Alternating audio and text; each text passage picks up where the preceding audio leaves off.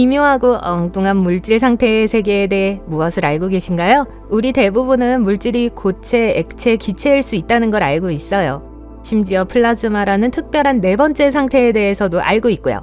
하지만 춤추거나 색이 변하는 등 기이한 방식으로 행동하는 특별한 상태란 어떤 걸까요? 고체, 액체, 기체에 대해 알고 있다고 생각했던 건 잊어버리세요. 이제 물리학의 야생으로 뛰어들게 될 테니까요. 시작합니다. 먼저 쿼크 글루온 플라즈마가 있습니다. 이 물질 상태는 뜨겁고 국물처럼 보여요.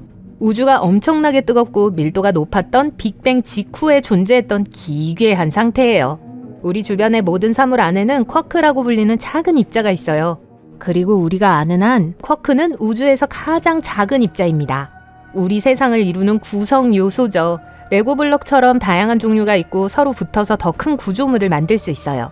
위쪽 쿼크, 아래쪽 쿼크, 이상한 쿼크, 매력 쿼크, 상당 쿼크, 하단 쿼크가 있죠.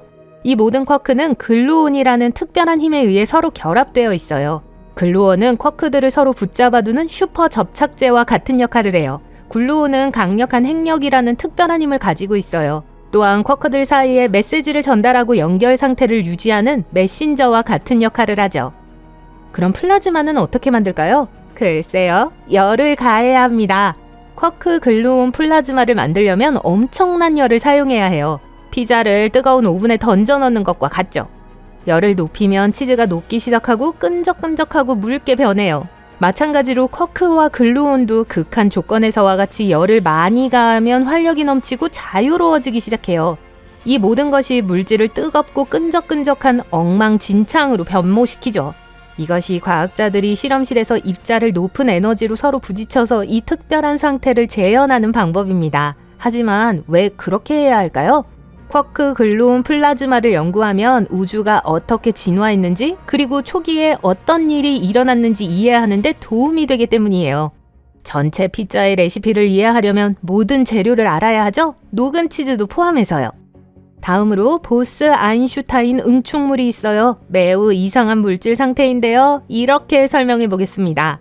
파티에 친구들이 모였다고 상상해 보세요. 보통은 모두가 춤을 추고 자유롭게 움직이며 활기차고 에너지 넘치는 분위기를 만들어내요. 하지만 이상한 일이 발생하면 어떻게 될까요?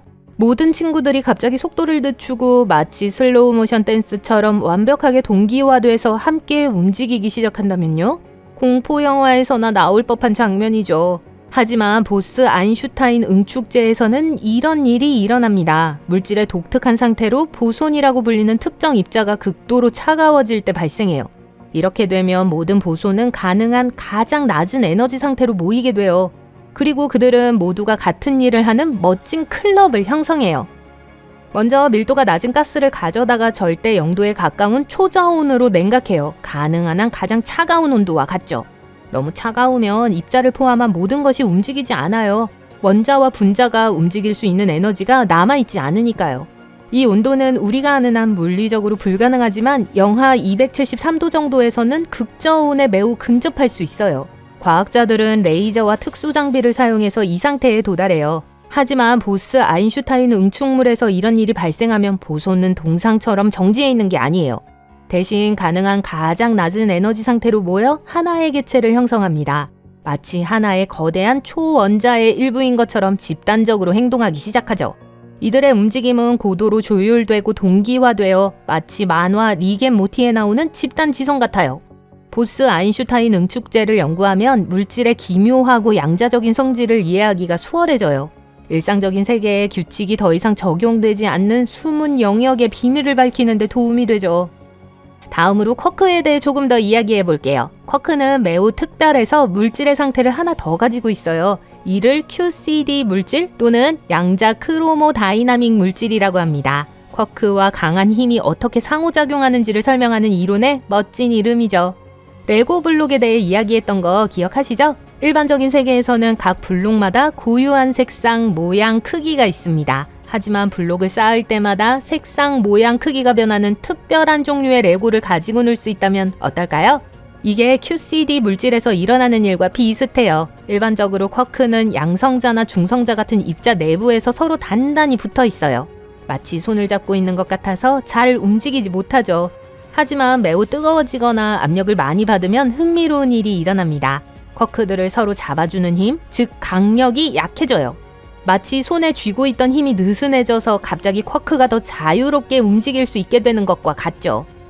바로 이때 QCD 물질이 나타납니다. 강한 힘이 약해지면 쿼크는 마치 재미있는 놀이터에 온 것처럼 행동하기 시작해요. 이리저리 움직이며 새롭고 흥미로운 방식으로 서로 상호작용하고 심지어 색깔도 바꿀 수 있어요.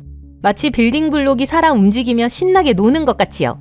과학자들은 대형 강입자 충돌기와 같은 입자 가속기에서 QCD 물질을 연구해요.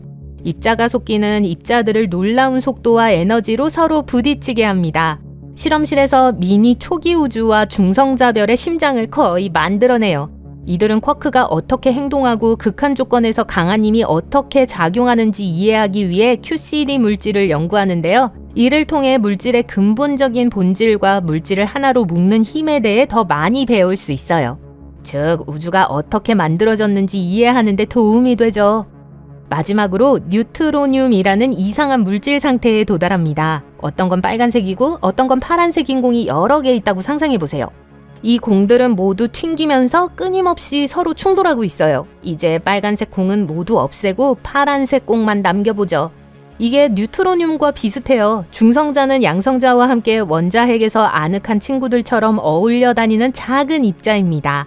중성자는 원자 세계의 편한 친구 같은 존재예요. 전하를 띠지 않는 중립이라는 뜻에서 중성자의 이름이 붙었죠. 중성자는 원자핵을 하나로 묶고 다른 원자의 성질을 결정하는 데 중요한 역할을 합니다. 뉴트로늄은 대부분 중성으로 구성된 물질인데 이 이상한 물질에는 양성자 없이 중성자만 존재해요. 마치 중성자만의 파티 같죠. 그렇다면 뉴트로늄을 그대로 내버려 두면 어떻게 될까요? 뉴트로늄은 밀도가 엄청나게 높아요. 마치 작은 공간에 엄청나게 많은 파란색 공이 들어있는 것과 같죠. 사실 한 티스푼의 무게가 산 하나에 달할 정도로 밀도가 높아요. 정말 대단하지 않나요? 뉴트로늄에는 또 다른 특이한 특징이 있는데 바로 매우 강하다는 점입니다. 이 물질을 짜내려고 하면 중성자 퇴화 압력이라는 힘으로 저항하고 밀어내려고 할 거예요. 비유하자면 파란색 공이 너무 꽉 차서 더 이상 눌려지지 않으려는 것과 같습니다. 과학자들은 중성자별과 같이 극도로 밀집된 특정 천체의 핵에 뉴트로늄이 존재할 수 있다고 생각해요. 중성자별은 거대한 별이 수명을 다하고 자체 중력에 의해 붕괴할 때 형성되는 천체인데요. 이때 입자가 강한 압력과 극한 조건에 놓이게 되죠. 이것이 바로 물질이 이 특별한 요소로 변하는 과정입니다. 뉴트로늄은 물질에 대한 우리의 이해에 도전하며 우주의 신비를 탐구하는 과학자들의 흥미를 계속 자극하고 있어요.